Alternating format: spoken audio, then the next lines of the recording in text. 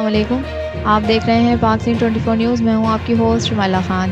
سکھر سے رپورٹ کر رہے ہیں محمد لطیف مغل۔ میئر سکھر بیرسٹر ارسلان اسلام شیخ نے کہا ہے کہ آنکھوں کی بینائی سے محروم اور معذور افراد اسی معاشرے کا حصہ ہیں۔ ان کی حوصلہ افزائی کرنے اور ان کی خدمت کرنے سے دل کو قلبی سکون ملتا ہے۔ ہم سب کو معذور افراد کی فلاح و بہبود کے لیے مل کر کام کرنا ہوگا۔ انشاءاللہ بہت جلد سکھر میں ڈس ایبل سینٹر کا قیام عمل میں لایا جائے گا، جہاں معذور افراد کو ہر ممکن سہولیات فراہم کی جائیں گی۔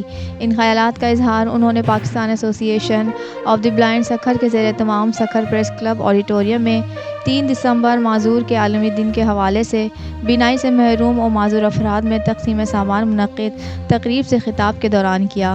تقریب میں پی اے بی کے chairman Shahid Memon, P A B کے صوبائی جنرل سیکریٹری جبار میرابی، رحمت اللہ Siddiqui, Pakistan association of the blind district Sukkur کے صدر Hafiz Sohail Ahmed, madam Ghazala Anjum, U C chairman Yasin Arain, Zuhair Mirani سمیت سکھر اور اس کے گرد و نواح کے ڈس ایبل افراد کی بڑی تعداد نے شرکت کی۔